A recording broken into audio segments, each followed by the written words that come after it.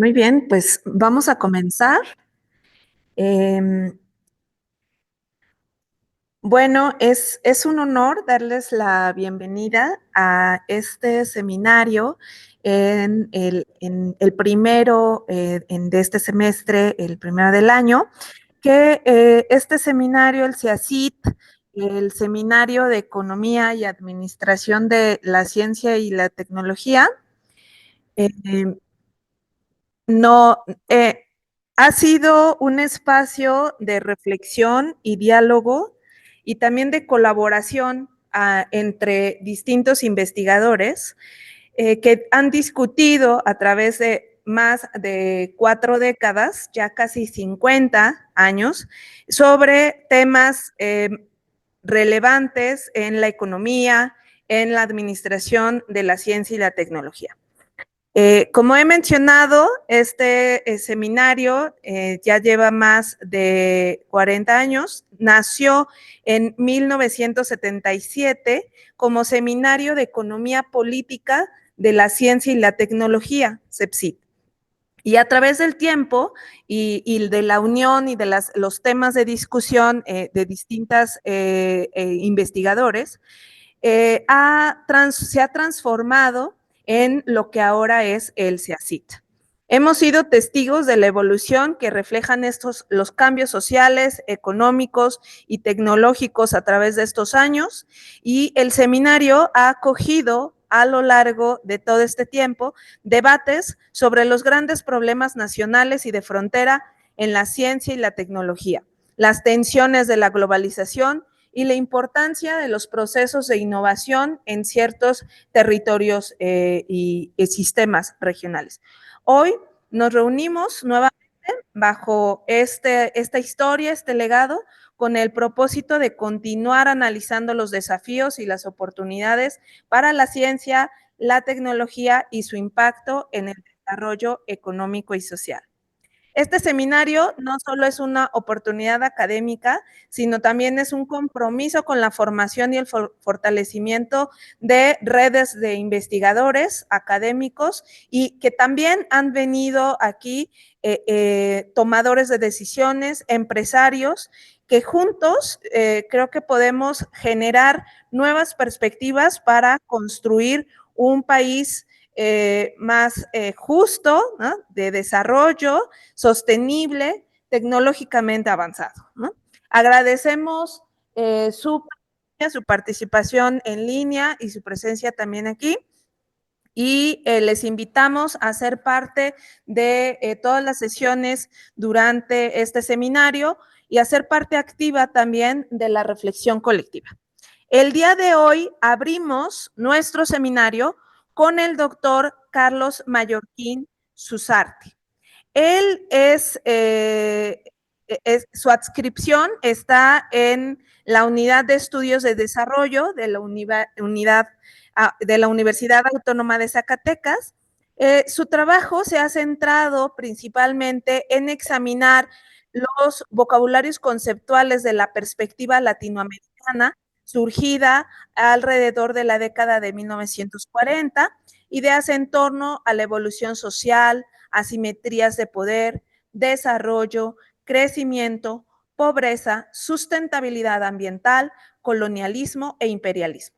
Es especialista en temas actuales de la teoría latinoamericana del desarrollo y, por ejemplo, tiene cuál es el desarrollo, las perspectivas del sur, el pensamiento decolonial, Raúl Prebisch, Celso Furtado, Marini, González Casanova, Germani, Lev, entre otros, ¿no? Y bueno, tiene una gran trayectoria de investigación y de publicaciones, y también les hemos hecho llegar a través del correo electrónico una de las publicaciones, dos capítulos que nos envió el doctor para la lectura y discusión, ¿no? Y bueno, entonces, sin más, le damos la palabra, le voy a ceder el micrófono si quiere colocárselo. ¿En dónde lo coloco? En su camisa. Sí, dígame dónde. Sí, hágalo porque. Ok. A ver si nos escuchan. Bueno, buenas tardes. Bueno, agradezco la invitación por parte del centro para poderles platicar mis problemáticas teóricas, conceptuales y existenciales, digámoslo así, y poder desarrollar una serie de ideas con ustedes eh, que serán, digamos, de manera precautoria, digámoslo así, por la manera en que las voy a presentar hoy. Porque lo que quiero verdaderamente construir hoy es una posibilidad de un upgrade, si gustan, de una superación, de un mejoramiento de lo que se llamó, eh, digamos, la formación discursiva sobre el desarrollo, especialmente a partir de los grandes avances que se realizaron a partir de 1950 en adelante. Quiero aquí poner a su consideración que tenemos, ya nos toca ir más allá de toda esa serie de categorías e ir construyendo otra manera de pensar las reformas sociales para un mundo con mayor justicia e igualdad. De hecho, el pensamiento originario, hablando ya de textos básicos de Previs de 1940-50, se concentran en confrontar las desigualdades locales, regionales o lo que él diría a veces la periferia, vis a vis lo que él llama el centro. Pero esas dos categorías que acabo de mencionar, centro y periferia, no son verdaderamente necesariamente ámbitos geográficos distantes o de distintas naciones por los productos que supuestamente utilizan para el intercambio. Algo que voy a tocar a continuación también. Eh, el- lo, lo, lo importante hoy en día para la transformación teórica que se requiere es repetir este proceso que yo llamo plus categorial extraordinario que existió en ese entonces, porque se cuestionaron básicos principios de la academia euroamericana, como decía ya en los 60 Pablo González Casanova, o la perspectiva occidental, o como yo digo, occidentrica.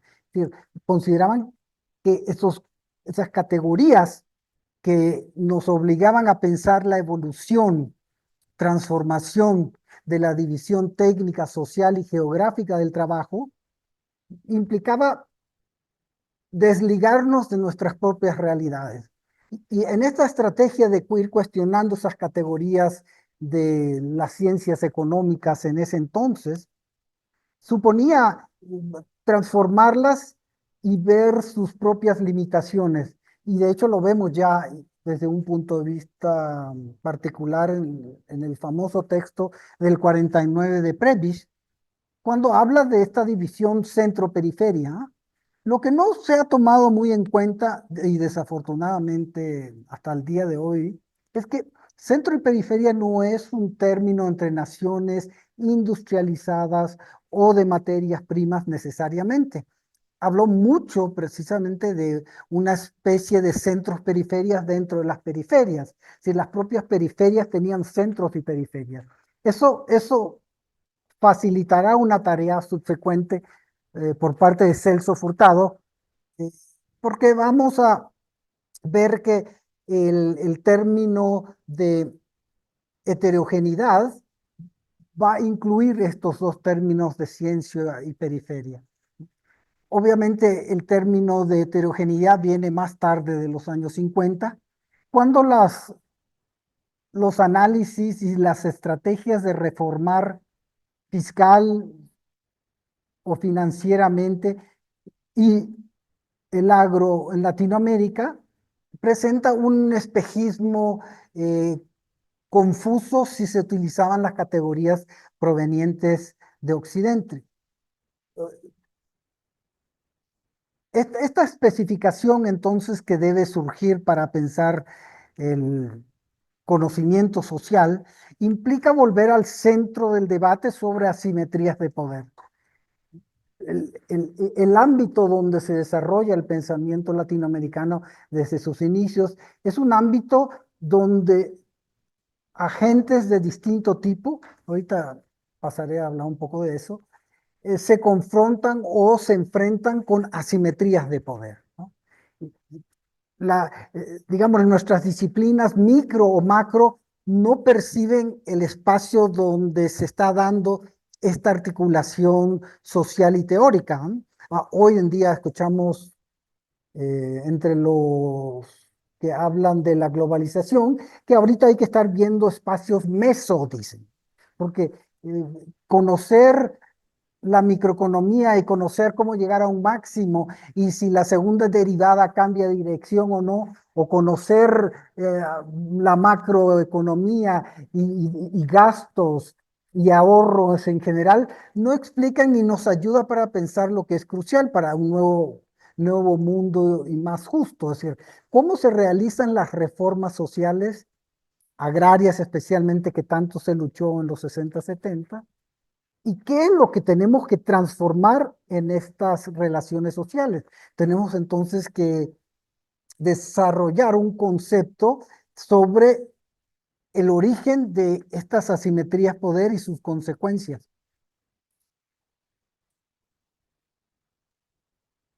Esta perspectiva que unos llaman de colonial eh, se presenta a viva voz en el texto famoso de Prebisch en el 49,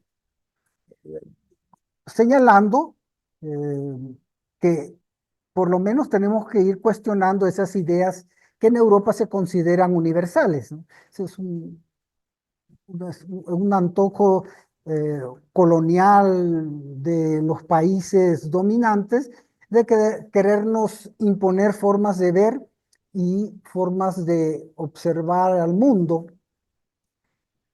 Él suponía ya después de un gran examen del pensamiento económico en la década de 1940, las cuestiones sobre el dinero, la acumulación y la inversión en el pensamiento occidental tenían grandes fallas. Previs viene al texto del 49 ya con un gran bagaje sobre todas estas discusiones que se daban en Europa y considera al igual tan impertinente la concepción keynesiana como la marxista, asumiendo la importancia de la lucha por la justicia social de Marx, discrepaba radicalmente de la forma en que Marx pensaba la acumulación y la evolución misma de las relaciones sociales.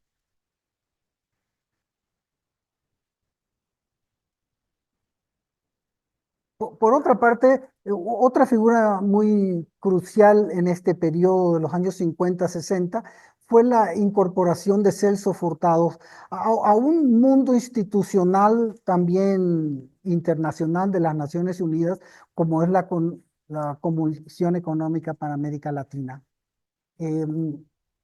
Paradójicamente, eh, Furtado asume las mismas perspectivas sobre las limitaciones que tiene el pensamiento anglosajón de su época y él, a diferencia de Previs, subraya lo inapropiado del concepto de estancamiento en la economía política clásica y que el crecimiento verdaderamente nunca fue un objeto teórico bien pensado en la economía política clásica.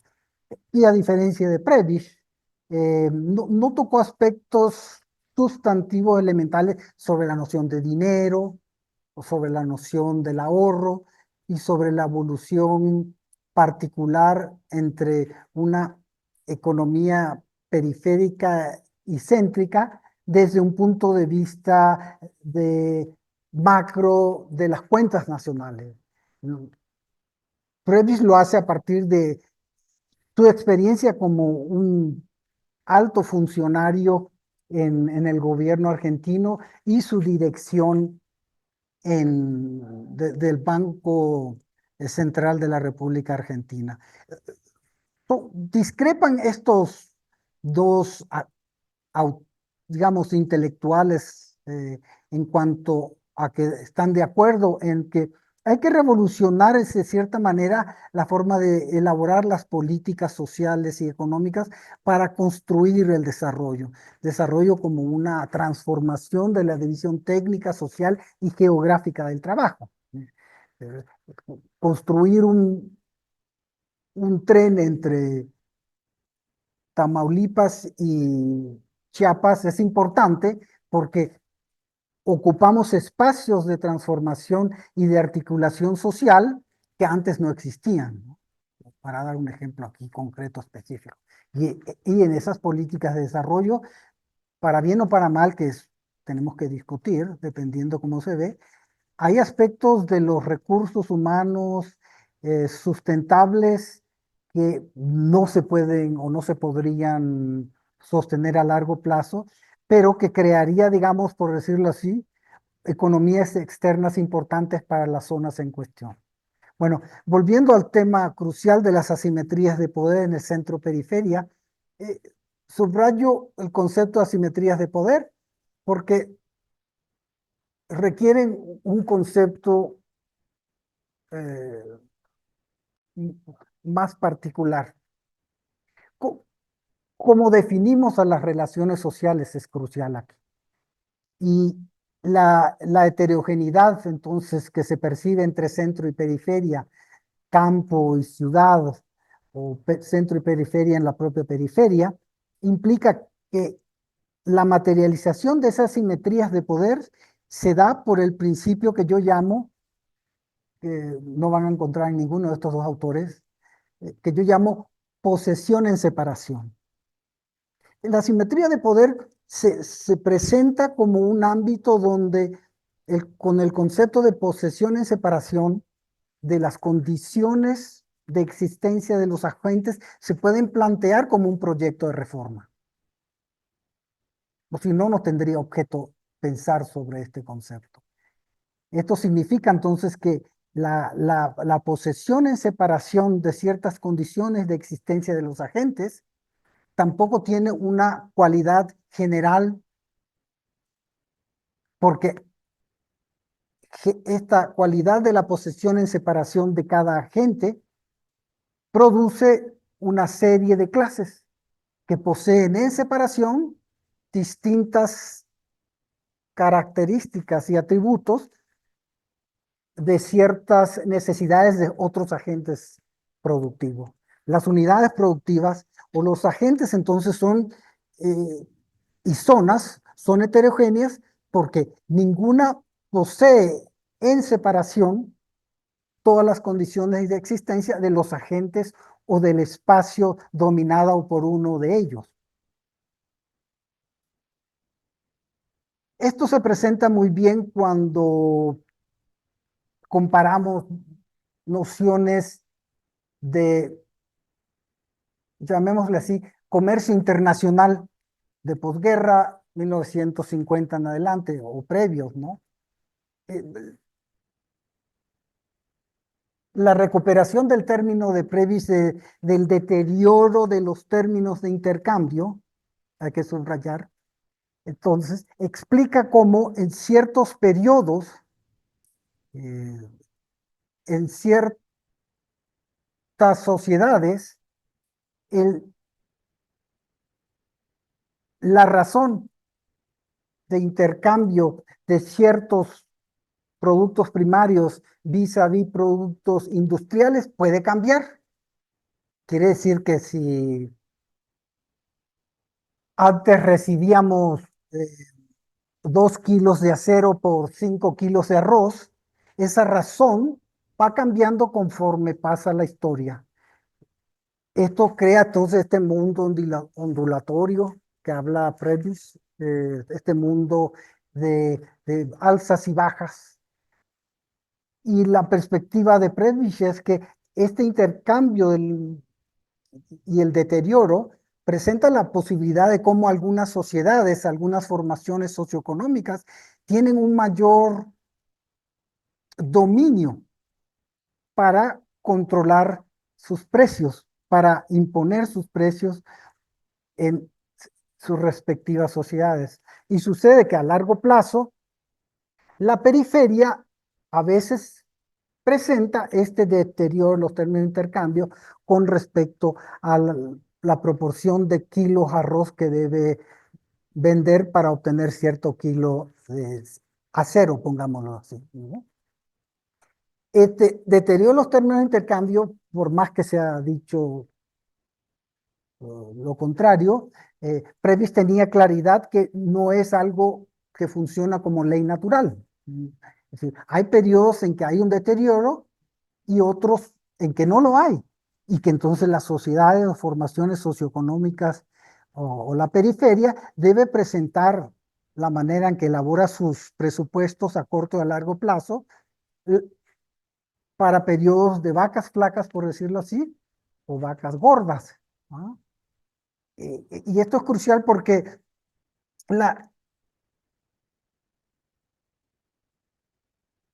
simpatía inicial que hubo por parte del marxismo sobre el término deterioro, los términos intercambio, es un equívoco de interpretación de la lectura que hace Previs de la evolución económica de América Latina, porque la confunden con la noción marxista de un intercambio desigual de valores.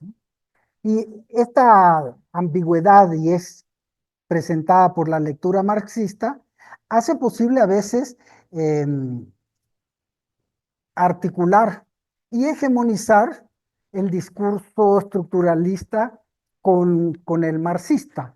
Y eso ocurrió mucho durante los años 60, 70, con la llegada de los independentistas, sobre los que ahorita diré algo.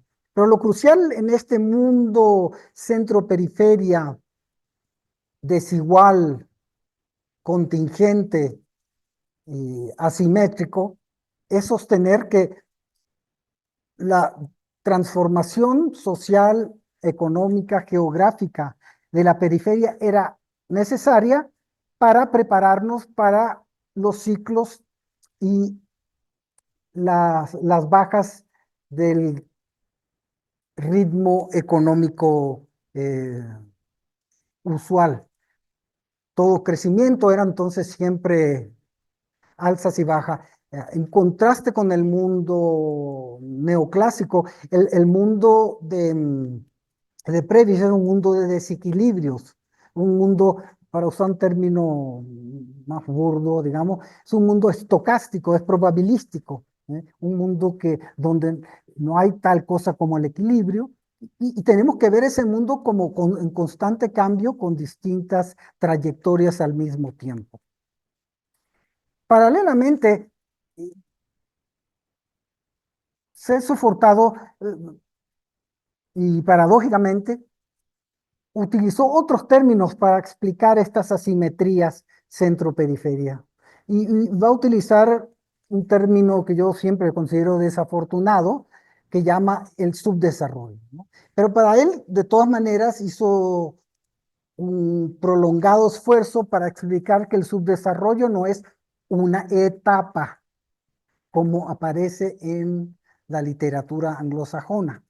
Para él el subdesarrollo es el manifiesto o la representación de este dominio, de estas asimetrías de poder entre distintas naciones y obviamente entre distintas regiones internas, que se puede corroborar con su insistente trabajo cuando vuelve a fines de 1959 a Brasil, dejando a la CEPAL, y donde se desarrolla un objetivo central para superar esta asimetría de poder entre centro y periferia, entre el nordeste y el centro-sur industrializado, ¿no? Hurtado tenía claridad que el centro y periferia implicaba ese tipo de relación y ese tipo de transformación que requerían las formaciones económicas latinoamericanos.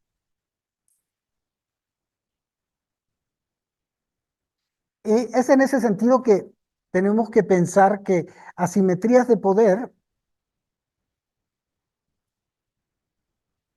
es el centro principal para pensar la política pública, para pensar la política de transformación social.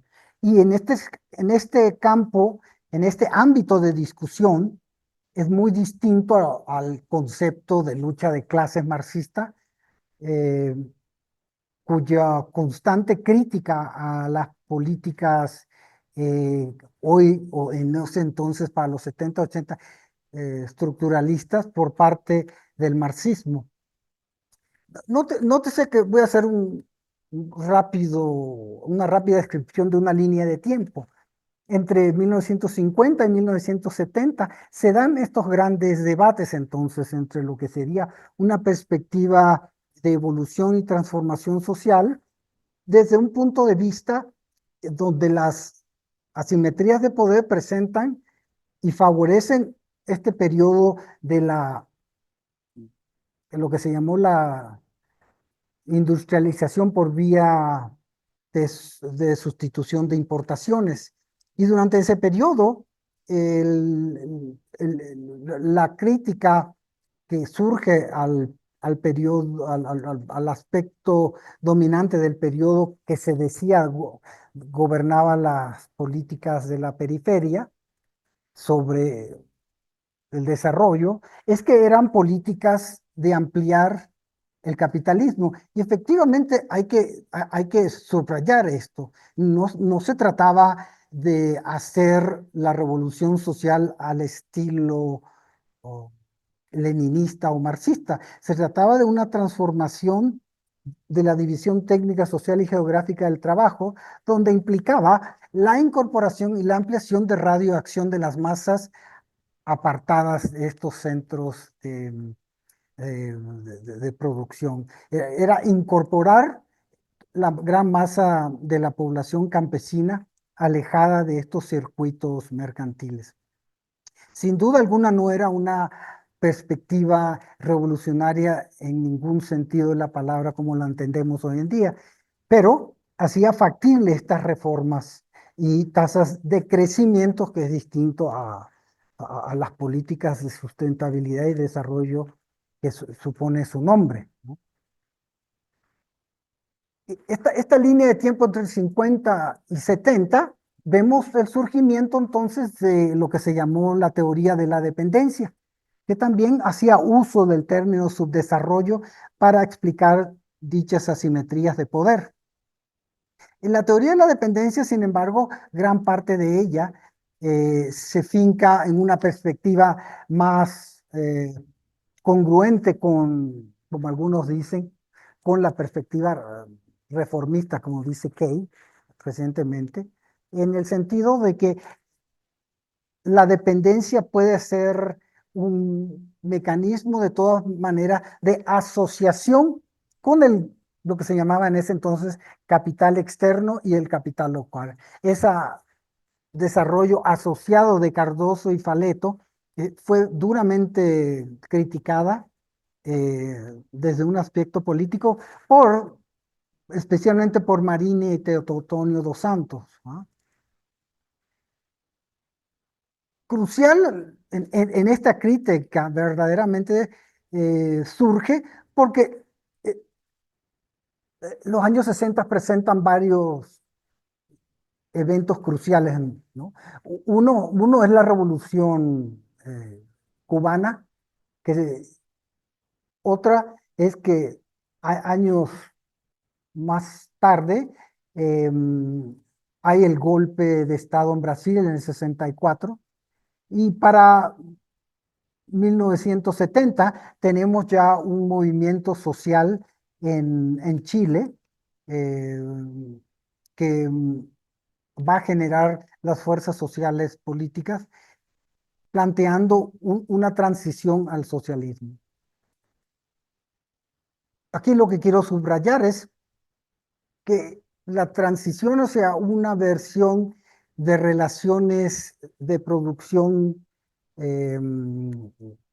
planteadas en términos de la posesión en separación es muy distinta a la versión marxista sobre la necesaria contradicción entre relaciones sociales y fuerzas productivas, ¿no?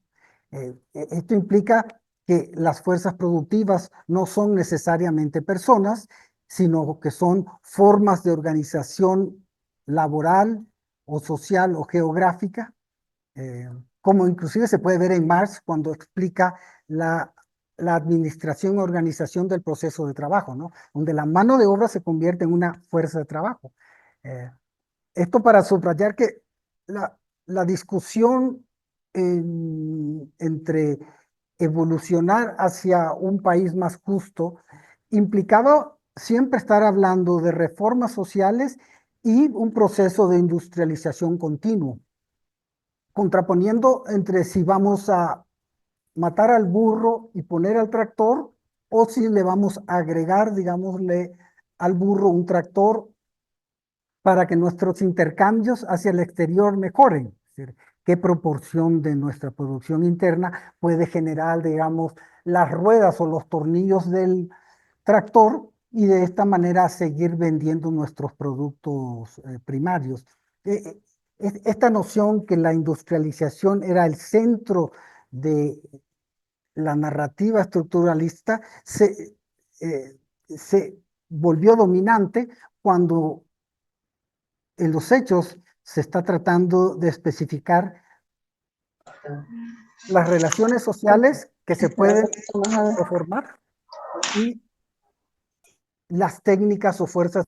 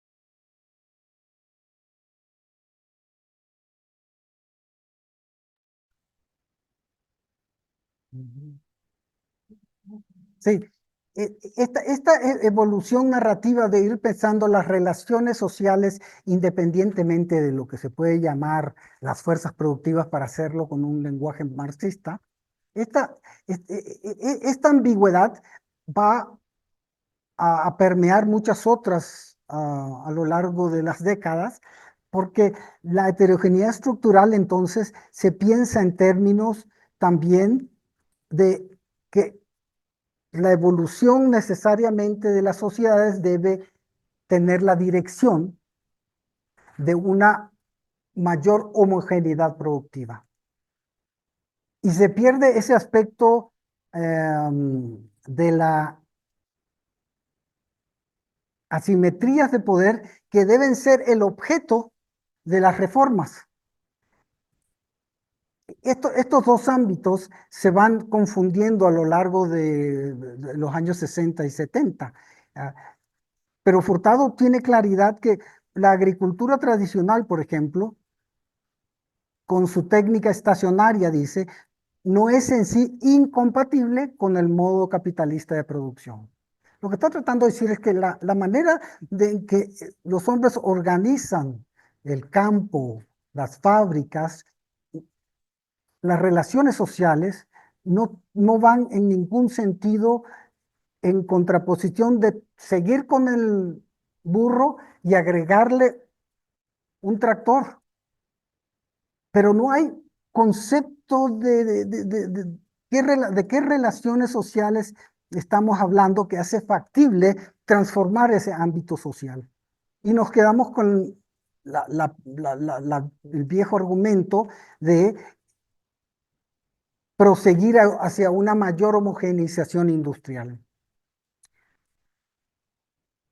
La teoría de la dependencia, Marín y Dos Santos, supera este tipo de discusión con el concepto de superexplotación, porque con el concepto de superexplotación logra evadir el tema crucial de qué aspectos del P, el cociente PB, ¿sí? Plusvalor variable, es decir, la tasa de explotación PB, ¿sí? Ese cociente.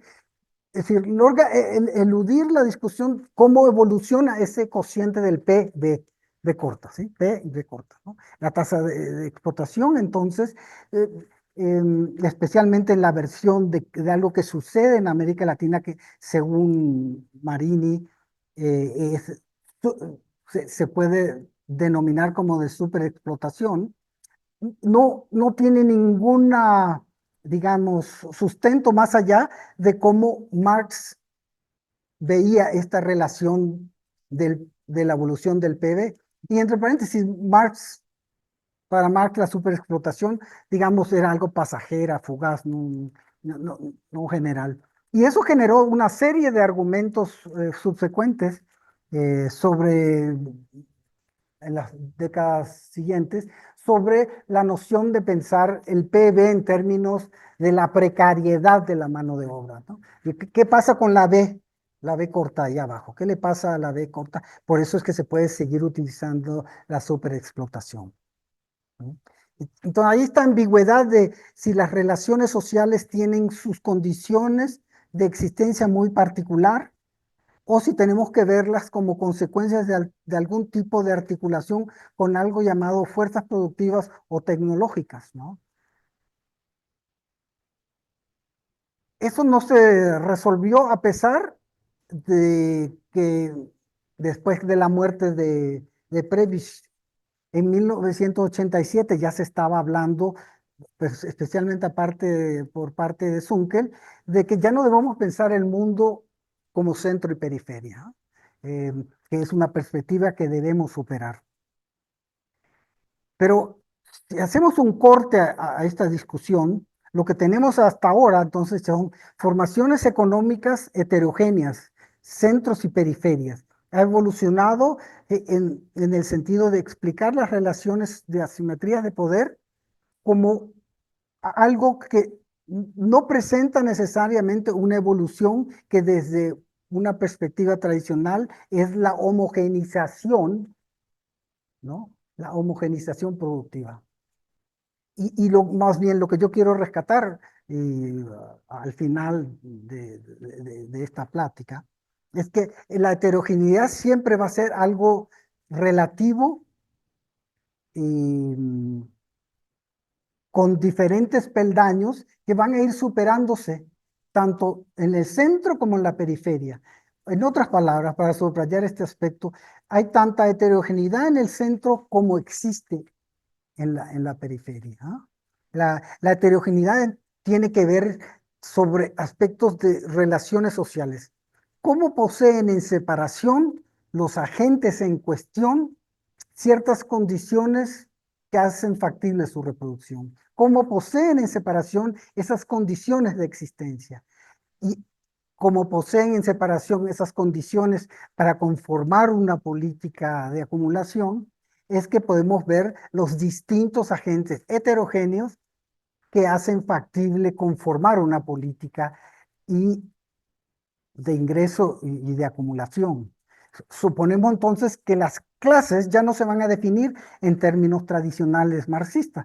Las clases van a asumir que se pueden definir en términos de cuáles son aquellos aspectos que poseen en separación respecto a otros agentes, ¿no?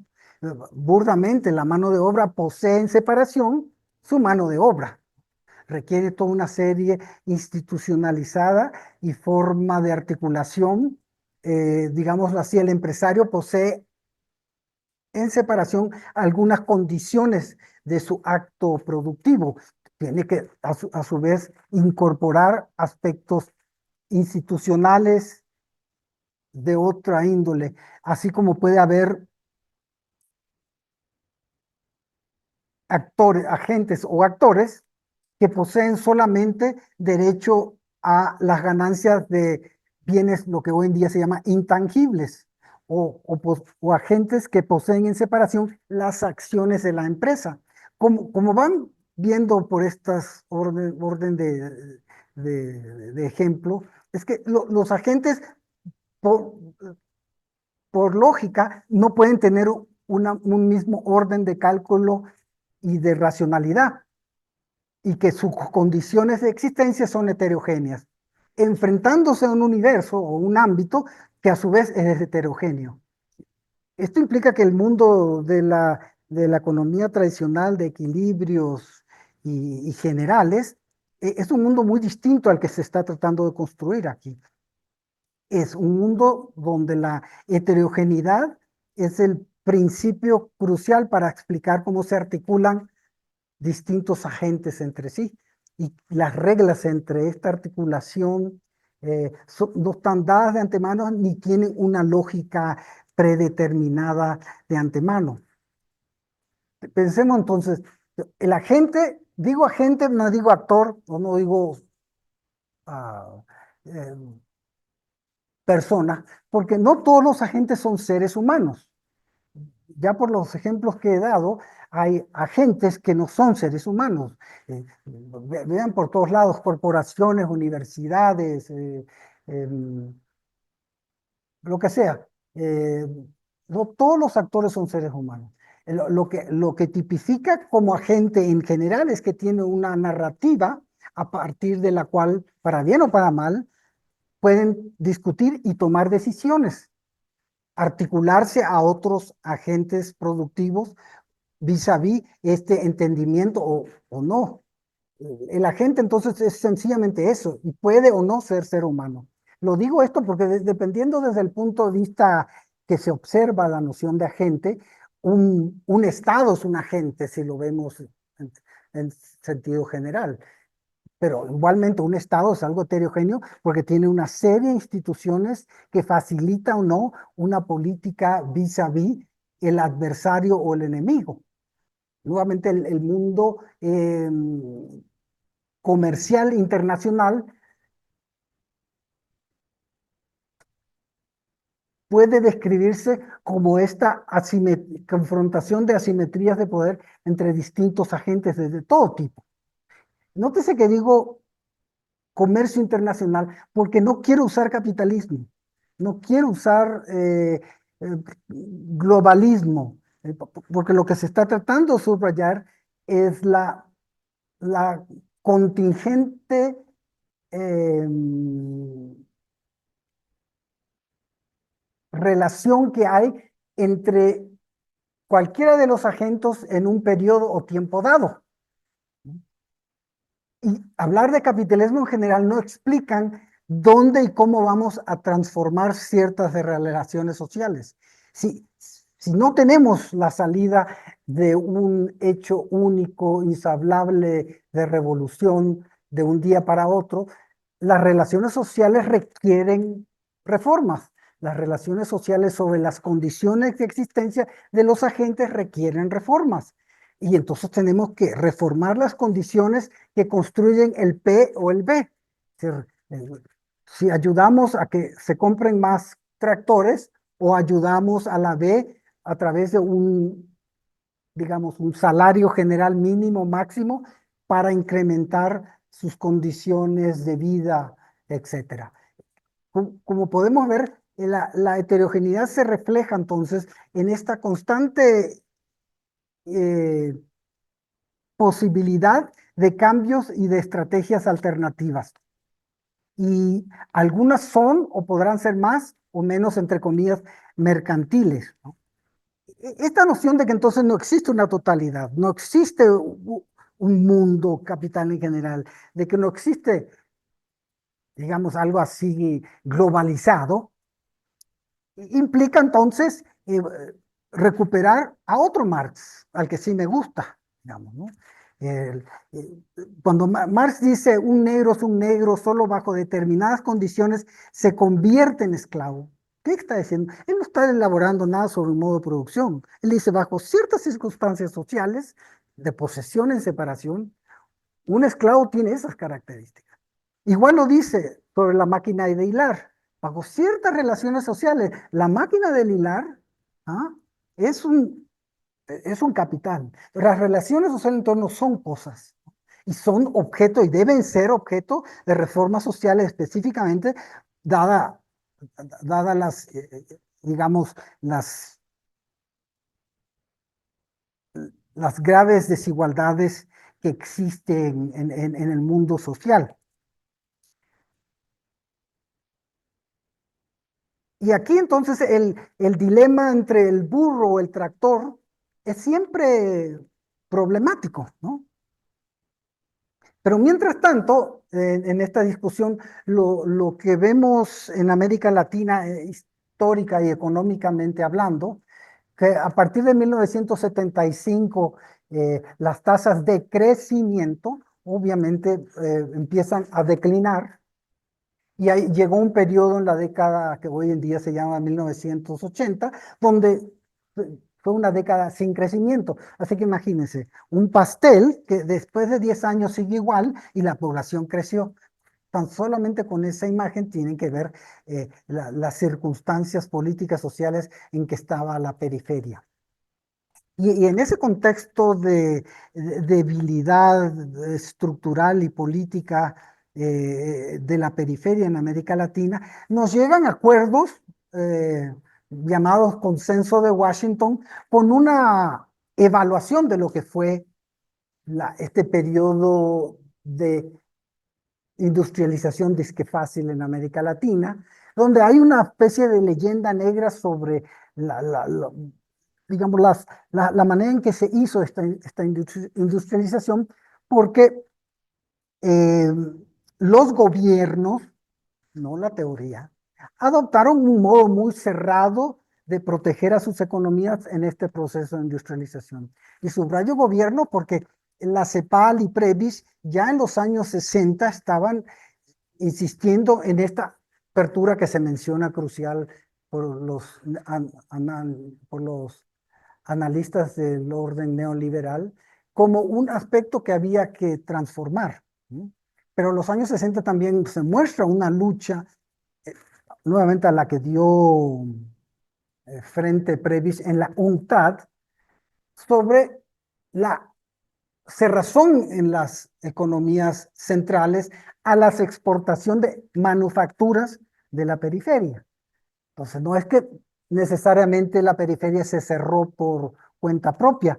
La propia dinámica de las economías centrales dificultaba este intercambio recíproco para obtener mayores recursos externos y, por lo tanto, eh, mantener ciertas tasas de crecimiento y gastos sociales.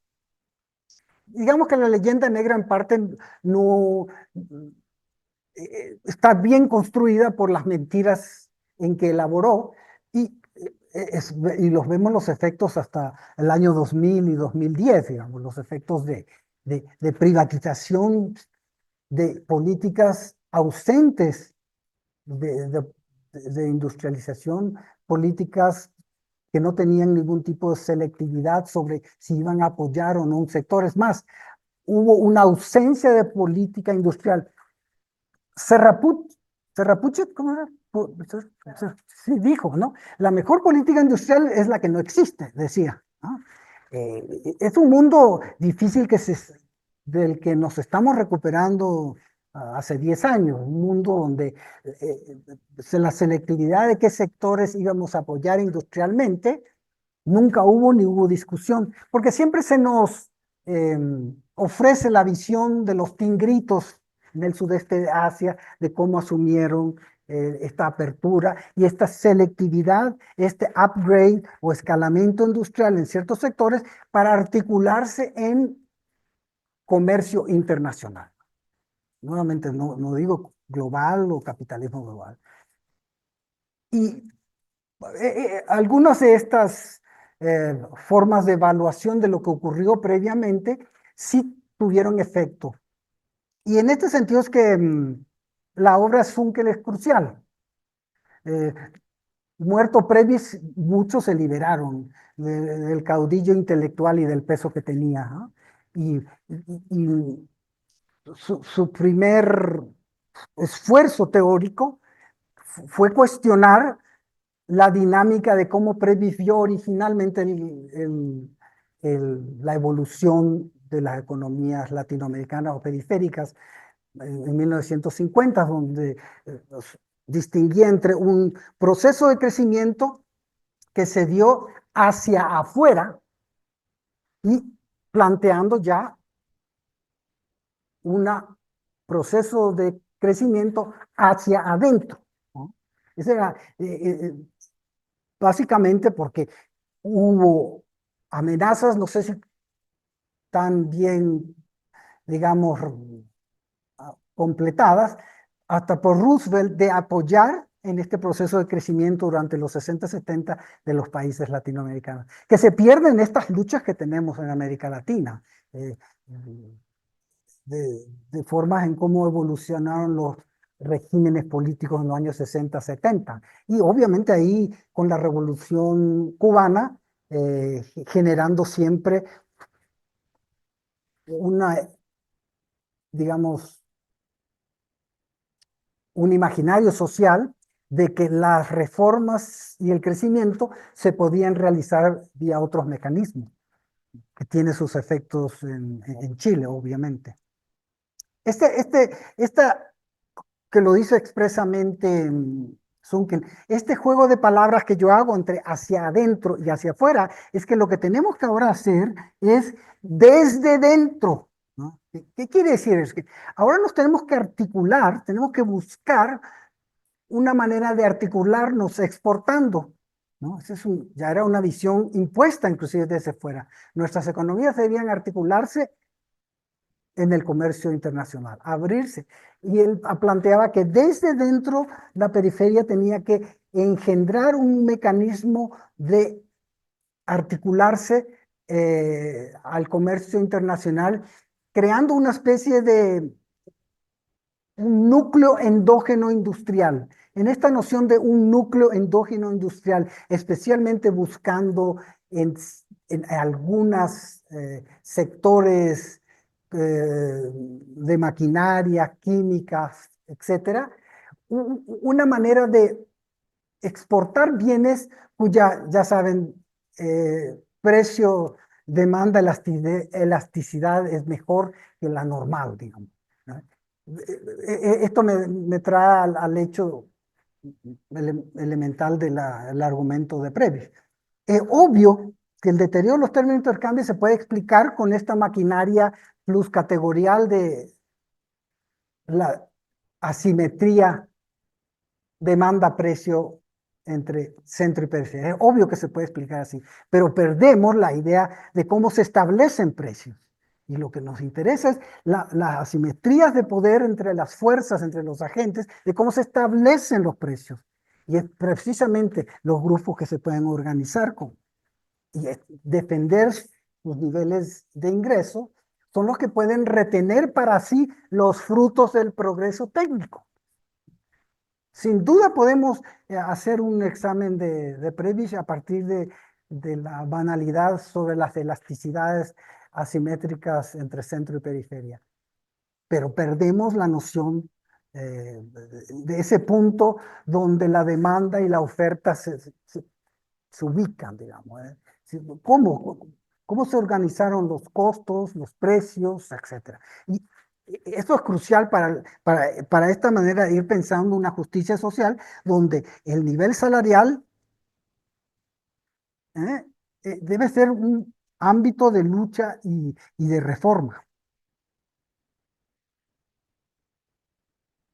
En esta, digamos, en esta lógica del núcleo endógeno de dinamización tecnológica planteada por Dunkel, apoyado también con otro autor muy importante en esto del de la endogenización tecnológica interna, Fernando Faxenbilger.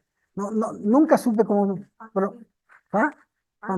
Bueno, yo nunca he podido responder o decir ese nombre, entonces siempre le aviso a todo el mundo, voy a decirle Fernando nomás y ahí ya quedamos. Sí. Entonces, ellos creían que lo crucial de esta nueva industrialización es esta causación virtuosa acumulativa, progreso técnico, internacionalización y en ciertos sectores. Es decir, el ámbito de innovación, aprendizaje, escalamiento industrial. Nótese cómo eh, la narrativa de repente pierde la noción de qué es lo que queremos reformar. Eh, bueno, matamos al burro, nos quedamos con el tractor o articulamos un tractor con dos burros, como sea. Pero aquí lo que hay que subrayar es que hay que ver la manera en que las relaciones sociales están siendo pensadas para cuando se habla de la heterogeneidad, porque a estas alturas de la narrativa se sigue hablando de la ausencia de homogeneidad productiva. Si gustan, huecos en la matriz productiva que deben ser importados, ¿no? Un argumento pseudotecnológico de cómo evolucionar. Cuando partes del discurso estructuralista es, bueno, pero ¿cómo se poseen en separación estas condiciones básicas de los agentes en cuestión? Y esto ha quedado rezagado en las discusiones, eh, a pesar de que las nuevas maneras de pensar esta supuesta globalización ha dominado la narrativa. Tenemos entonces la aparición de esta idea de las cadenas globales de valor o las cadenas globales de mercancías que articulan distintos ámbitos que yo llamo comercio internacional, ya sea articulando las partes entre sí o sus varios segmentos o upgrading o escalamiento industrial de ciertos segmentos de estas cadenas globales, ya sea de valor o cadenas globales de mercancía.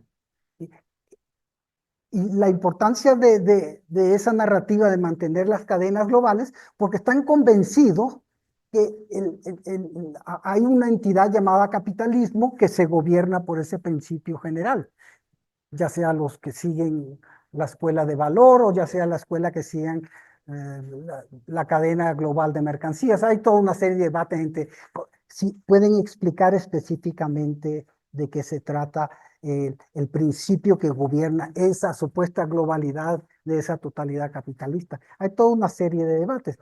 Lo interesante es que en esos debates la propia erudición de encontrar el segmento que domina ciertas cadenas va demostrando esa heterogeneidad nuevamente que hemos insistido y que tampoco es un tema de tecnología, tiene que ver con las formas de posesión en separación de los agentes que están articulados en esas cadenas productivas, ¿no? No requerimos cadenas productivas globales, cadenas productivas que pueden ser de distinta naturaleza. Ese argumento es porque quieren sustentar una idea originaria en Wallerstein, ¿no? Wallerstein sobre el capitalismo mundial, que supuestamente desde el siglo XVI es capitalismo mundial y todas las partes se ajustan, ¿no?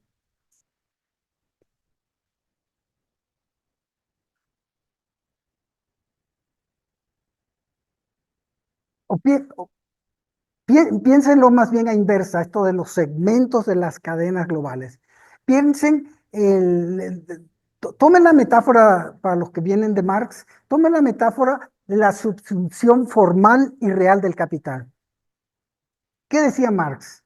Que esos inputs dispersos, segmentados, es una especie de dominio o asimetría de poder de cierto capital. Y que la real, digamos, la subsunción real del capital es cuando este capital los integra en un solo techo. Piensen entonces las cadenas globales articuladas entre sí, como este proceso, sin la parnafernalia de la teoría del valor trabajo de Marx, sino que hay constantes y eternos procesos de formalizar o de realizar, en términos de Marx, estas articulaciones entre distintos sectores. Y más aún si estás articulando sectores dispersos en formaciones económicas diversas, la India, América Latina, África, con una cadena productiva del centro. Entonces, estas cadenas pueden articular en sí eh, varias de estas entidades, ya pienses en términos formales o reales en términos de Marx. Y es más sencillo pensarlo así porque en la propia evolución del examen de las cadenas globales de mercancías o de valor explicadas, es que una de las maneras de escalamiento es mejorar tu capacidad tecnológica productiva específica, ¿no? Por ejemplo, em, no, no estoy diciendo que es correcto, pero la maquila, por ejemplo, ¿no? ¿Cómo mejoramos ese aspecto, ese segmento de la maquila para que se integre a un grado mayor de valor agregado a las mismas cadenas de, de mercancías globales, como dicen estos, o a las cadenas globales de valor? Eh, Pero siento que las maquilas se pueden ver como un aspecto de esta diversidad de segmentos entre, entre ámbitos de estas cadenas que se quieren decir que son globales.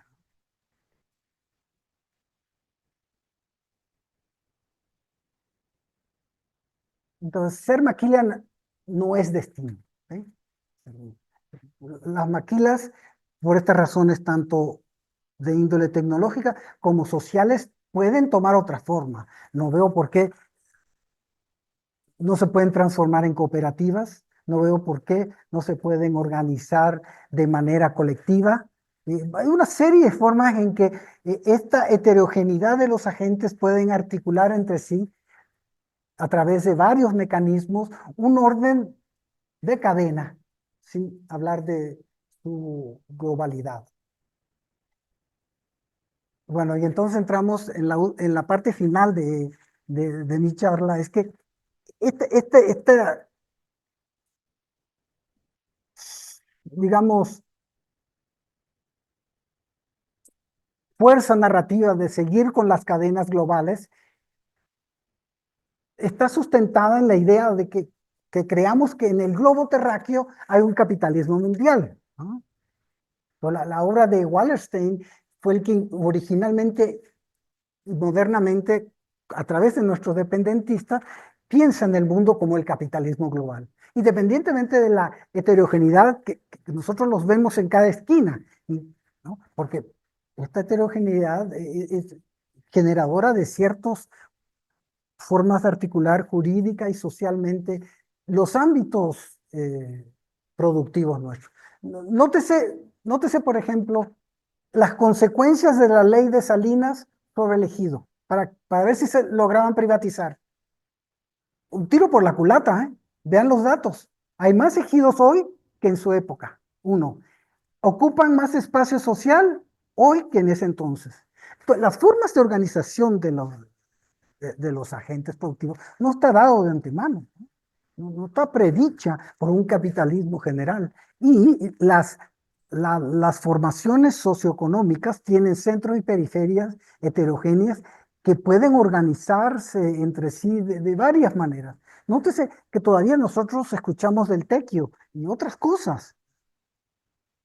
La idea de una totalidad es la que se quiere defender con esta teoría global de las cadenas globales, ¿no? Y entonces se confunde la existencia de un globo terráqueo, al que no le niego existencia, ¿eh? Aunque sí sube de peso de vez en cuando porque caen meteoritos. Entonces, no, sí crece 100, 200 gramos por año, pero el globo terráqueo está ahí. Lo que hay que negar es la idea de una teoría general de cómo las formaciones sociales y el centro-periferia y periferias y centro en la propia periferia con un principio general. Y no existe un mecanismo general para evaluar su evolución y obviamente entonces nuestras cuentas nacionales y nuestras maneras de organizar los precios de manera justa hacen factible un sinfín de maneras de subsidiar empresas y articulaciones entre las empresas sin pensar que las cadenas de producción en el comercio internacional sean globales. No pasa nada, no va a ocurrir, digamos, nada si no creemos que existe una teoría general, ¿no? Sobre la totalidad. Pero hay que darle también su reconocimiento a Wallerstein, que pues a muchos habrá, digamos, como que afectado, porque en el 91 nos dice lo que hemos estado diciendo los latinoamericanos con este discurso que tenemos contra el malinchismo teórico o el pensamiento decolonial. Dice, las categorías euroamericanas o occidentales no sirven para nada. Pero salvo las que respecto a la teoría del valor trabajo de la economía política clásica. Sí, él eso no está dispuesto a concederle a esa narrativa sobre las asimetrías de poder, nada. Todo, pero no me toquen la teoría del valor del trabajo, ¿no? Es entonces saludable esta mutación categorial extraordinaria que él realiza al final de su obra, ¿no? Y por lo tanto empieza a pensar esta totalidad. La paradoja del ejemplo, no porque se pueda hacer la traslación que Wallerstein la hace, es que utiliza una figura de un autor, quién sabe, físico o químico, Ilya Prigogine. Ilya Prigogine lo que dice es que el mundo, no lo observamos así, pero el mundo está hecho de desorden. Y en el mundo no hay sistema, creemos que hay sistemas, pero el mundo físico real está hecho de una causalidad constante, probabilística y estocástica. Porque Wallerstein quiere argumentar que a pesar de todo, esa totalidad, a diferencia de la tradicional forma de verla, se reproduce, no obstante esa diversidad de actores con distintas metas y objetivos políticos, porque no quiere dejar su teoría general del valor y no quiere dejar a un lado la idea de que haya una totalidad que nos gobierna a todos. Entonces, yo creo que el uso de Prigogine es como se está diciendo mucho ahora, un tiro en el pie propio. ¿Qué, qué nos deja una perspectiva que plantea que el Estado no es la mano organizada de la burguesía, que el Estado es una configuración política asociativa antagónica, plural, que ofrece esta alternativa de asimetrías de poder y que nos representa mal que bien en ámbitos de reformas y maneras de dar vida a algo que está implícito en muchos de estos argumentos, la pluralidad económica social, ¿no? Si nosotros realmente queremos recomponer nuestro universo social a partir de los discursos del buen vivir y de los no, del bien vivir o de nuestras comunidades autóctonas, es recuperar el pluralismo política, social, en forma organizativa crucial. De hecho, en parte ya nuestro mecanismo constitucional defiende ciertas particularidades. Existe todavía el uso y costumbre en ciertas zonas, ¿eh? Y hacia ahí tenemos que ir en esta nueva forma de ver distintas formas económicas paralelas a esta pluralidad de formas cosmogónicas muy distintas y a veces antagónicas a algunos de nosotros, ¿no? Pero estamos ante un mundo económico y social plural, hacia el que tenemos que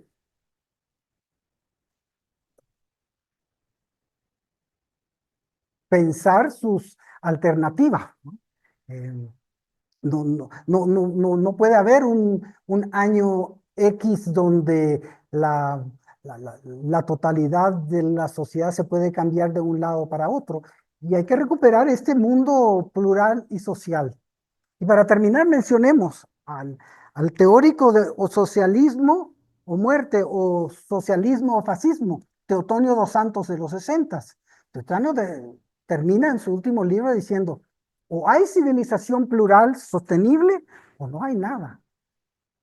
Este es también un interesante cambio de perspectiva y reflexión de ya no pensar en nuestros mecanismos institucionales como formando parte de esa dictadura de la burguesía, ¿eh?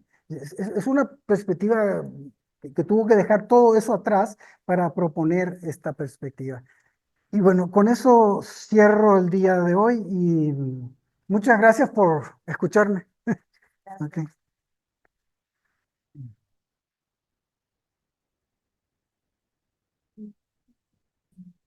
Ah, okay. Okay. Bueno, agradecemos al doctor Carlos por su excelente trayectoria, ¿no? Exposición de la trayectoria del pensamiento latinoamericano. Y cerrando, ¿no? Y que cerró con Teotonio dos Santos, porque dicho sea de paso, no lo mencioné al inicio en la presentación del seminario, pero justo en 1977, cuando inicia el seminario de Economía Política de la Ciencia y la Tecnología, es Teotonio con el doctor Corona quien establece, ¿no? La discusión y empieza estas redes para cuestionar, dialogar, qué se tiene que hacer, ¿no? Hacia dónde dirigir los diagnósticos, las explicaciones teóricas, las propuestas de política, ¿no? Y de acción social para un progreso, ¿no? Social y económico. Entonces, bueno, agradecemos muchísimo la visión que nos viene a presentar para abrir el seminario y bueno, les pedimos que puedan levantar la mano, ya sea aquí presencialmente y o en nuestra sala por si tienen algún comentario, duda, pregunta, reflexión respecto a lo dicho en la ponencia del doctor Carlos o bien por la lectura que se les hizo llegar en días recientes. Tenemos aquí una mano levantada, hay por ahí. Por favor, si levantan la mano porque el chat no se ve. Voy a pasar el micrófono acá. Y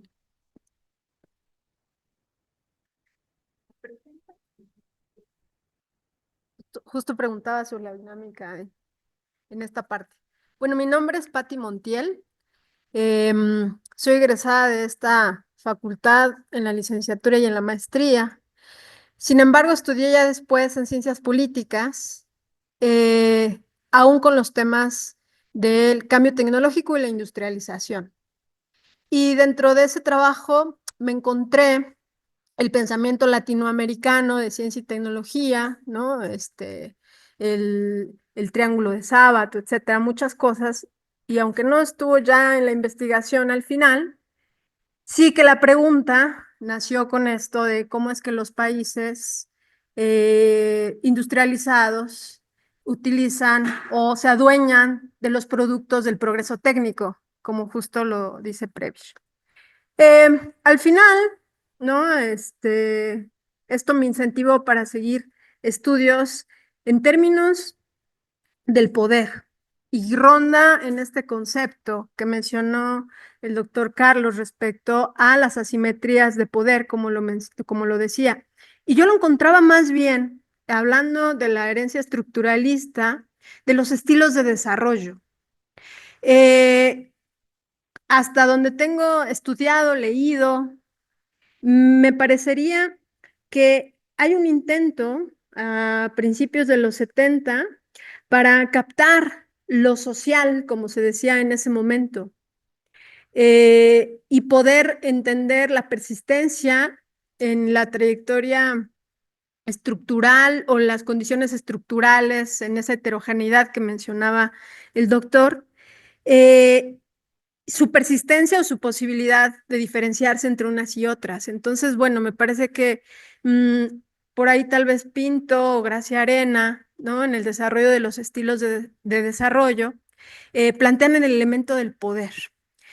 ¿Consideras que justamente esta idea del poder, ¿no? En estilos del desarrollo, que yo sabiendo, me inscribí un poco ya tarde, ¿no? Me llegó un poco tarde el texto que vi en el correo electrónico. Sin embargo, tenía yo este libro, ¿no? De tu autoría, el de relatos contados desde la periferia, el pensamiento económico latinoamericano. Y lo utilizaba y lo consulté precisamente con la idea de encontrar algo al respecto. Sin embargo, no lo he visto aún, ¿no? Y quisiera saber tu consideración al respecto, ¿no? Si estilos de desarrollo puede considerarse como un acercamiento a esto que tú has llamado como asimetrías de poder, si consideras que hay un intento importante, ¿no? Respecto a acercarse a eso y al final del día también, en este tema del poder, pues también a ver o acercarse a las configuraciones de un Estado en términos históricos, ¿no? No como un agente, sino en términos del proceso de su configuración que pueda impulsar o no esos núcleos endógenos que mencionas. Entonces, bueno, por ahí está mi pregunta respecto a estilos de desarrollo. Gracias.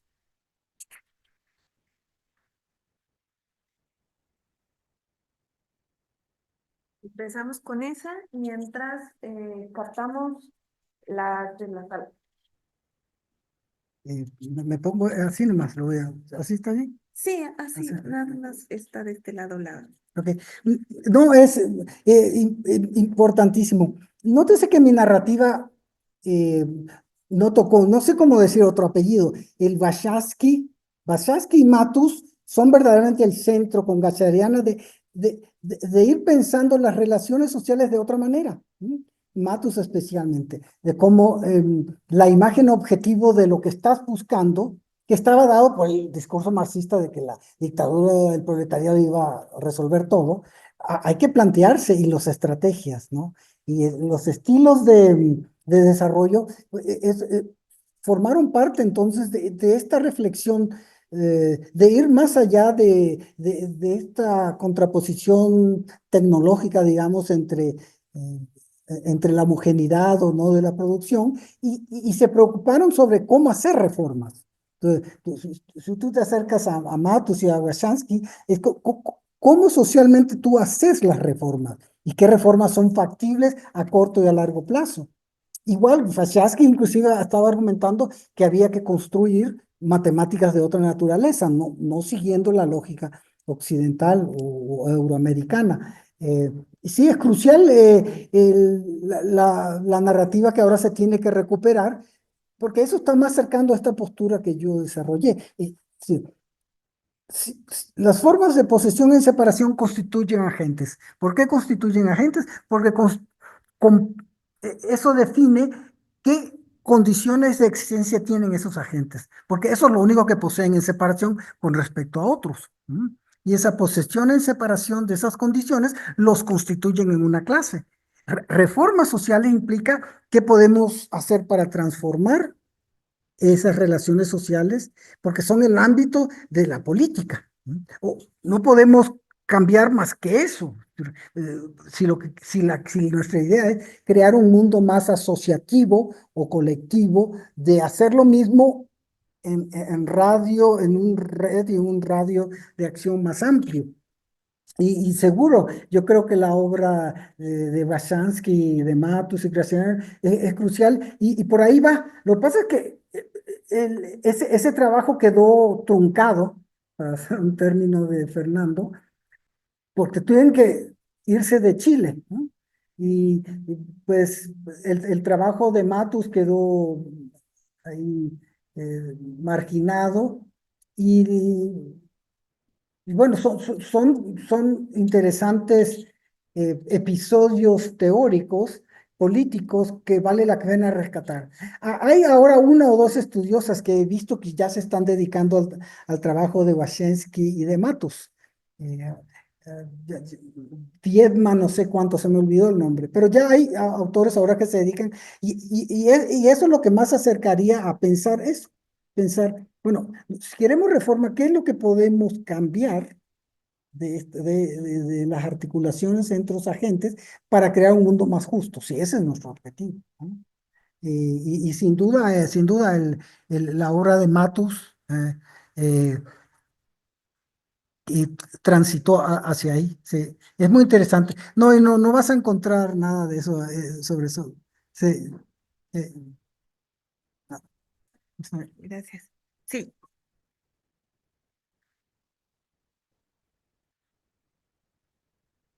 Muchas gracias. ¿Cómo se hacía? Gracias.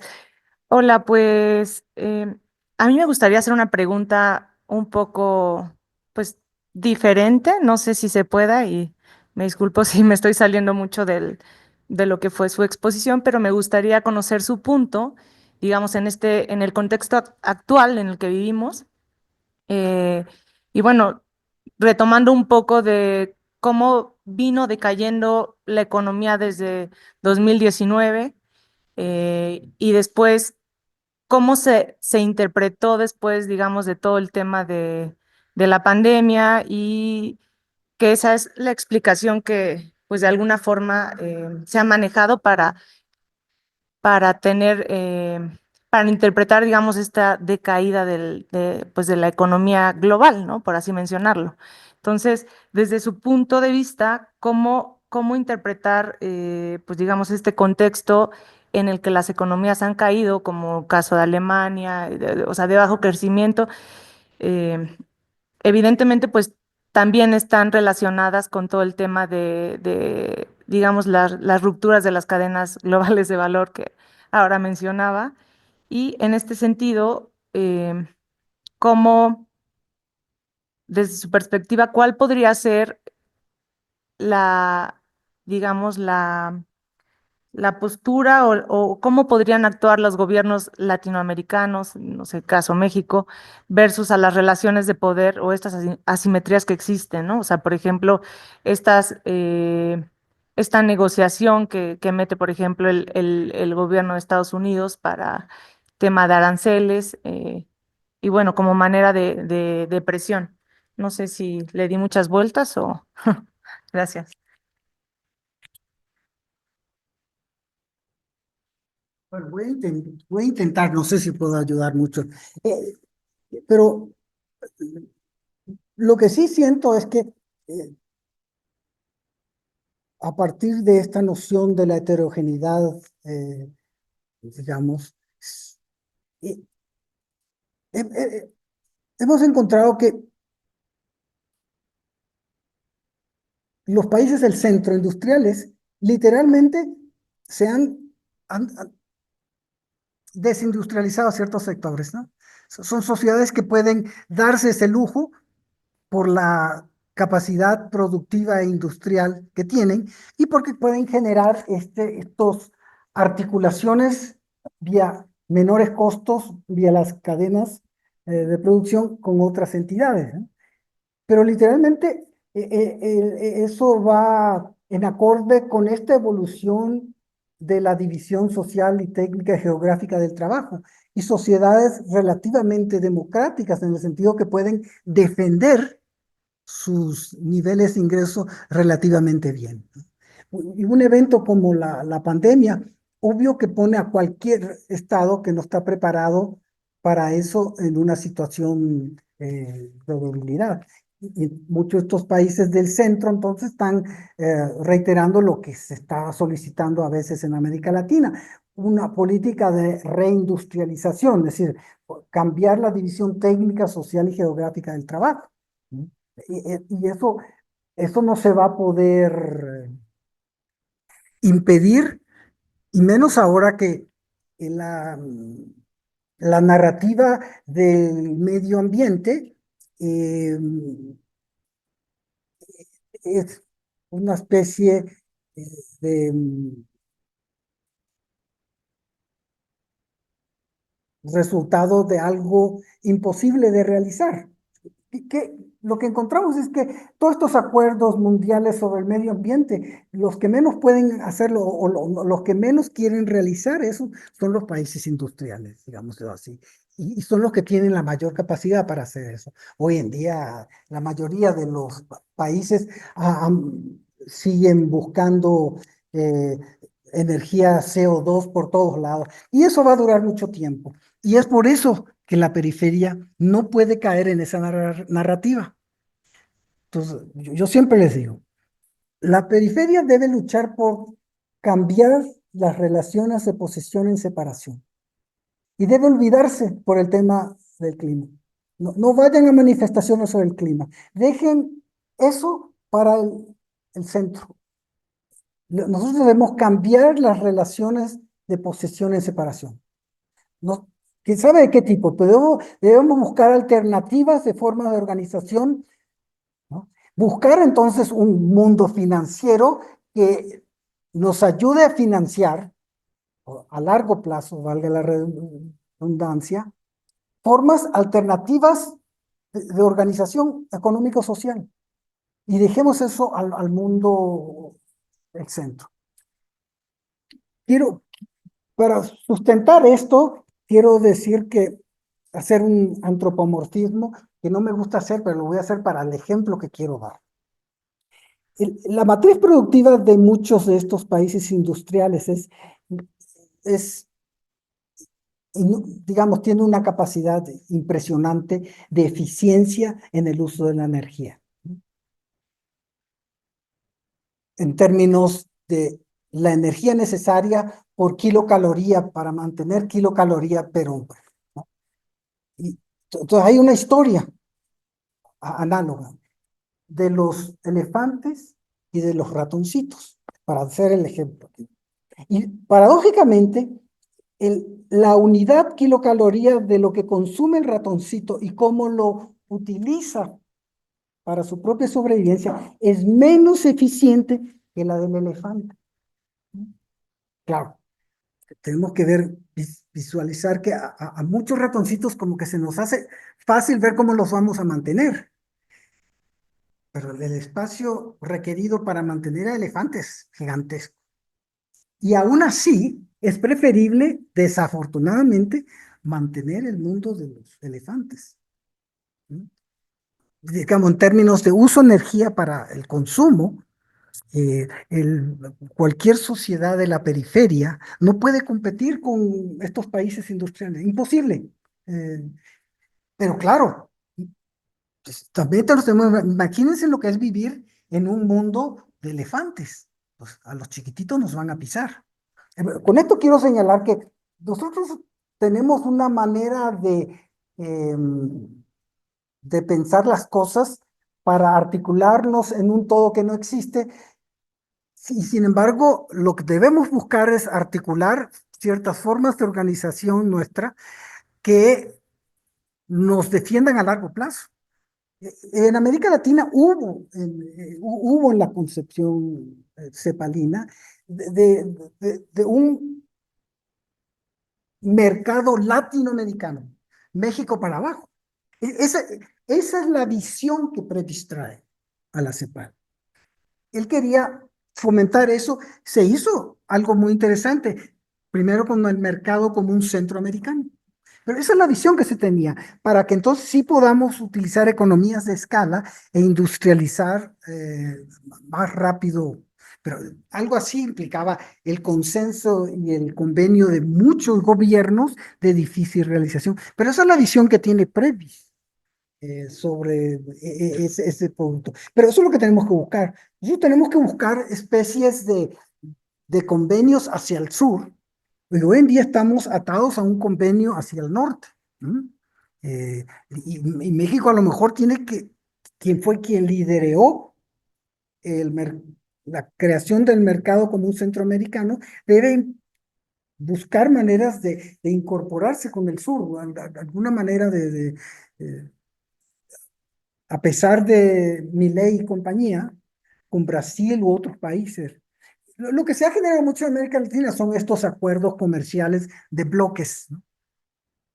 Y estos acuerdos comerciales de bloques en América Latina y por todo el mundo entre sí indican verdaderamente que no hay tal cosa como, nunca hubo tal cosa como globalización, porque al fin y al cabo ciertos sectores y zonas geográficas, ciertos centros y periferias hacían sus propios convenios, ¿no? Sí, hubo un incremento impresionante, exponencial, del comercio internacional, ¿no?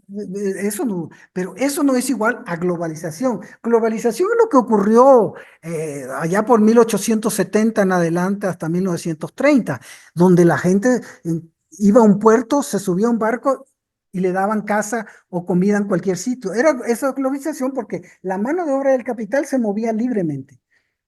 La globalización se vendió como con ese espejismo que no fue lo que sucedió. Lo que menos se hizo factible es la movilidad de, de la mano de obra. Pero sí hubo una tremenda intensidad del comercio, eso no se puede negar, ¿no? De que hubo globalización, lo dudo, ¿no? Ojalá eso haya ayudado.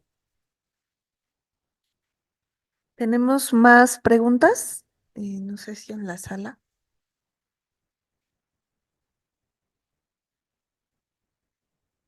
Mm.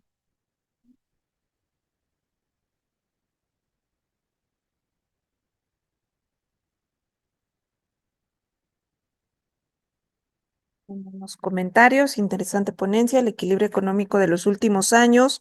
Desde mi parecer, es complejo por la composición de los países, cultura, economía y gobierno. Em, mm, y bueno, por ahora son ese comentario, ¿no? No sé si hay alguna duda, ¿no? Bueno. Yo me voy a tomar la libertad de hacer unas preguntas más.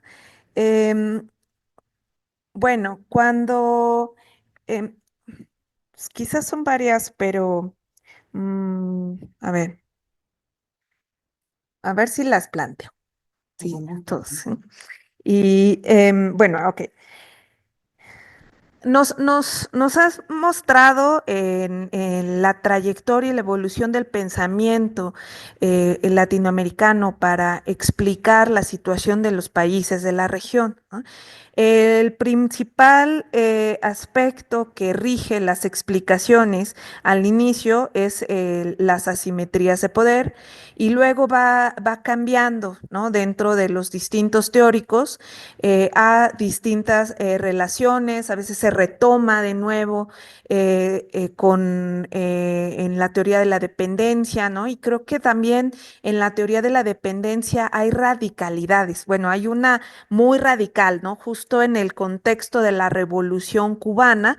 De Bambirria, por ejemplo, ¿no? De decir, vamos a unirnos todas, la fuerza de trabajo, a hacer la revolución, ¿no? Y se va perdiendo a un discurso más moderado, ¿no? Más de aceptar, como mencionaba, de la subsunción, ¿no? Aceptar el capitalismo y someternos a esas dinámicas y explicar también las articulaciones con un capitalismo segmentado, ¿no? Regional, digámoslo, en esas cadenas de valor no globales, ¿no? Sino regionales principalmente con las empresas, ¿no? Pero me quedó una duda ahí, si no hay también algunos esfuerzos dentro de las cadenas globales, del análisis de las cadenas globales de valor, de analizar las asimetrías de poder de las instituciones que fomentan la desarticulación y la especialización en algún sector para mantener, ¿no? Esa división internacional, digamos, del trabajo y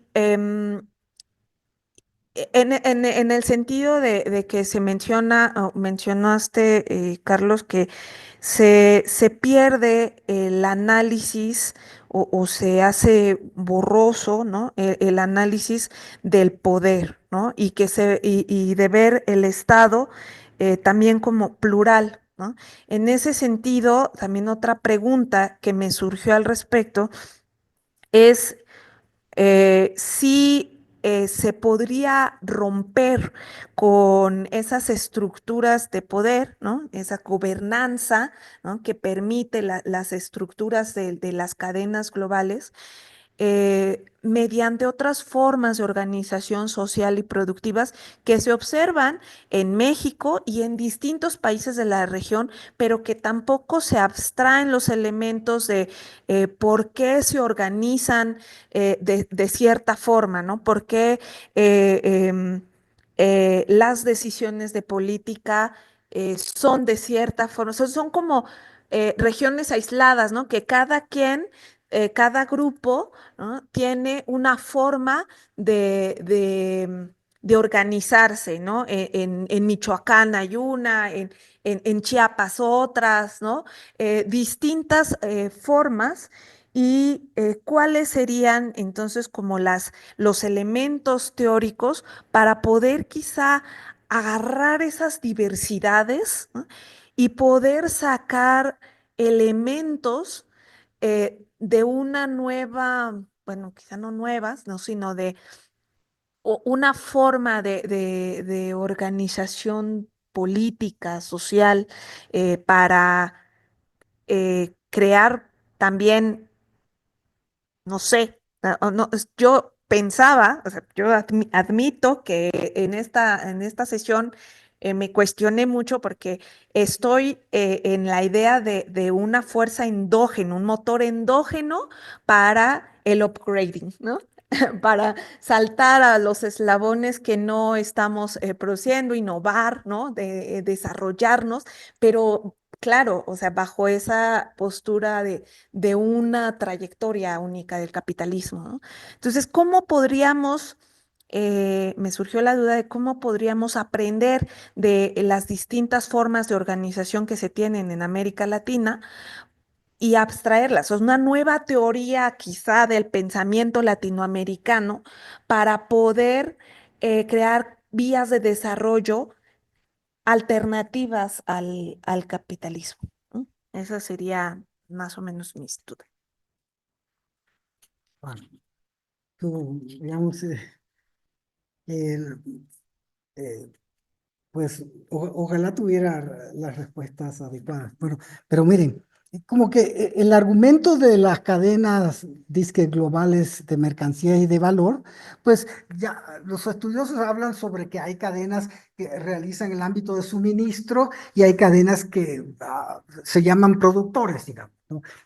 Los de suministro, como que hay una cuya hegemonía o gobernanza controla los diversos segmentos, compra las partes, ¿no? Y otros sencillamente va a vender todos los productos. Y la lucha está siempre dada en términos cuál es la empresa que puede hacer el paquete global. Lo ideal para muchas empresas es, yo quiero tener todos los eslabones, todos los segmentos bajo mi dominio y bajo mi control. Y en algunos casos, por las formas productivas de los productos, se puede tener lo que ellos llaman el full package, es decir, hacen todas las... Recuerden la realización de la subsunción, ¿no? Es decir, pasas todo lo formal a lo real, digamos, ¿no? La sustitución formal del capital. Lo que estaba disperso, tú lo juntas y lo haces. Lo que yo siento que donde se debe de poner peso es buscar alternativas de ir pensando financiamiento para articularnos a algunas de estas cadenas. Sí, mucho se ha dicho de la importancia que es para todos, de que las pymes, que son los que emplean la mayor parte de la población de todo el mundo, sigan, digamos, vivas. Y en ese sentido establecer políticas específicas, sectoriales, selectivas, donde algunos de sus productos se puedan articular a algunas, entre comillas, siempre exitosas eh, cadenas productivas, donde lo que les interesa a estas cadenas es comprar un buen producto para articularlo a la venta o como producto final. Esta financiación esto requiere una política más general, industrial, qué sectores, cómo lo hacemos, y sin perder de vista lo otro, ¿sí? ¿Qué tipo de reglas vamos a imponer para crear estas pymes? ¿Quién va a poseer en separación los activos de estas pymes? ¿Quién va a poseer en separación la política salarial y precios de estas pymes? Este es un mundo entonces que supone una asociatividad entre estas distintas posibles agencias. Y, y crear una especie de, si gustan, parlamento paralelo de asociatividad entre esos productores. En algunos sectores, escucho en Chiapas, ellos mismos se organizan entre sí para elaborar distintas tareas de recolección, de trabajo y de ventas de producto. Nosotros tenemos que rescatar algún tipo de forma productiva donde quien va a asumir gran parte de los costos es la mano de obra dedicada a este aspecto, sin que prima necesariamente una relación salarial. Y, Como en los ejidos. bueno, puede ser ejidos, puede ser intraejidos o entre ejidos, ¿no?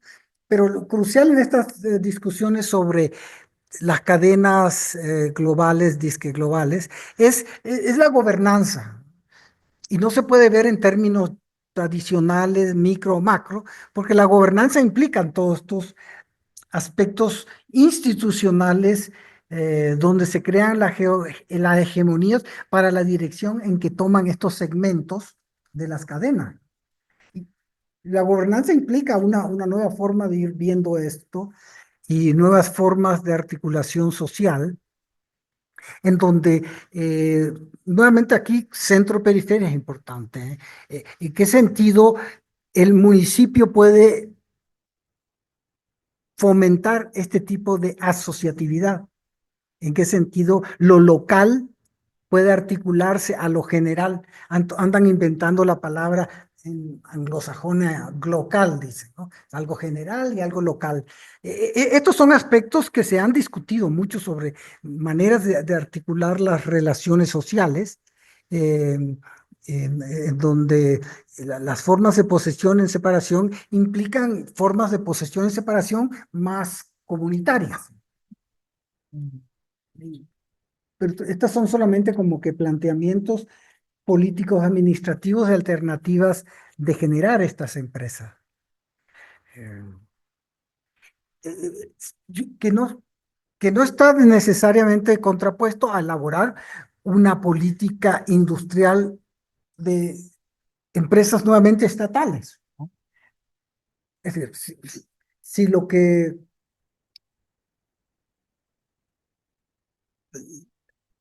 la apertura que tuvieron que hacer todos los países de América Latina para recibir fondos y articularse al comercio internacional fue que tenían que privatizar todas sus empresas, ¿no?, nacionales. Hoy en día, pues estamos en un periodo en donde debemos pensar selectivamente dónde empezamos a reconstruir estas empresas nacionales, si llamémosle así, o más sociales. Pero recuerdan, la posesión en separación de las condiciones de existencias de las empresas nacionales, las posee en separación el presupuesto. Entonces tenemos que estar dispuestos a impuestos. Con los impuestos es que vamos a mantener nuestras empresas nacionales, ¿no? Entonces, la posesión en separación de las empresas nacionales, una de sus condiciones es el presupuesto. Y la posesión en separación de las condiciones de existencia de las empresas conlleva en pensar si la idea de algo privado o comunitario puede articularse entre sí. Entonces, las condiciones de posesión en separación no está necesariamente articulada a propiedad privada o propiedad comunal. Eso es lo que se está cuestionando, porque inclusive con esas definiciones jurídicas de la propiedad no explican estas formas específicas de posesión en separación de las condiciones de existencia de estos agentes, ¿no? Porque requieren toda una serie de condiciones meso. eh, Participación, leyes, subsidios, ¿no? Yo, yo siento que la teoría política debe pensar eso. Bueno, muchas gracias. Bueno, hay una pregunta por ahí. Dice, pensando en las alternativas desde la periferia, se puede partir de la relación entre institucionalismo y estructuralismo de Zunkel en 1989, que sugiere pensar en agentes que encaucen y orienten el progreso técnico y desde ahí buscar alternativas para el pensamiento, el desarrollo científico. Se puede ir pensando el desarrollo científico y tecnológico desde América Latina y desde ahí buscar alternativas para ir pensando el desarrollo científico y tecnológico desde América Latina. Eh, el movimiento que se llamó neoestructuralista es tratar de recuperar algunos aspectos del estructuralismo con este impulso de desde adentro. La obra de Fernando es una obra mucho más técnica de examinar la dinamización de las grandes empresas en Europa, viendo cómo se articularon. Sí, hace tiene un informe sobre la capacidad tecnológica de estas empresas y cómo se articularon entre sí. La visión de endogeneidad de Zunkel es interesante porque no viene por ahí. Él llega a esta noción de desde dentro, de examinar a los institucionalistas norteamericanos clásicos. No estoy hablando de los modernos neoinstitucionalistas como North y otros. Él viene de ahí. Él está pensando en el rango de los conocimientos tácitos y, y de aprendizaje que ciertas generaciones, tanto dentro de los aparatos tecnológicos como fuera, generan esta sinergia, ¿eh? Él está preocupado sobre cómo nosotros podemos aprender de esos ejemplos para pensar el desarrollo tecnológico, ¿no?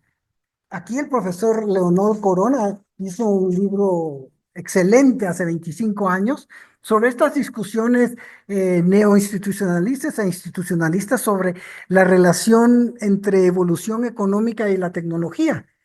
Hay un libro de él interesante sobre pensando solamente en este aspecto de que hay cierta lógica de la evolución tecnológica, ¿no? Eh, y ahí hay interesantes discusiones. Pero efectivamente, Zunkel llega al neoestructuralismo y a la endogenización de las prácticas a través de los teóricos institucionalistas norteamericanos. Eh, Bien, muchas gracias. Bueno, no hay, al parecer, más intervenciones. Agradecemos nuevamente al doctor Carlos Mallorquín el que haya estado en esta primera sesión del seminario. Agradecemos su presencia y los esperamos en las siguientes sesiones. Son 7 sesiones, los miércoles cada 15 días a partir del día de hoy. Y bueno, gracias también por sus preguntas. Eh, ¿Qué podría? Hay una más. Nos regala porque son las 6, ¿no? ¿Sí tiene tiempecito? Bueno, no se vayan. Ya se están despidiendo todos. Entonces, bueno, dice, ¿qué podría usted, Eduardo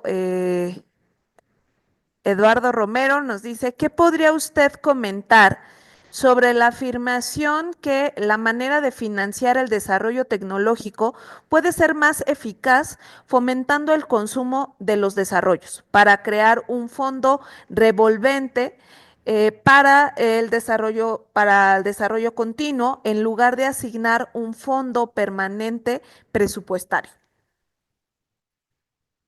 La verdad no sabría cómo responder eso, de estrategias de cómo y de dónde eh, crear fondos para esta política de desarrollo industrial o tecnológico. Esa es una discusión que eh, debe darse tarde o temprano. ¿Y cómo se va a financiar eso? ¿Cómo se va a financiar eso? ¿Qué tanto se puede hacer a través de asociaciones público-privadas? ¿Qué tanto se va a hacer a partir de nuestros impuestos? Porque es fácil plantear varias necesidades prospectivas sin pensar aquellos aspectos que requieren el apoyo de nuestros impuestos. ¿Sí? Y eso es lo que tenemos que ver, cómo hacemos para que el déficit público no crezca al mismo ritmo con que a lo mejor está creciendo ahora, o si verdaderamente es un mito eso del crecimiento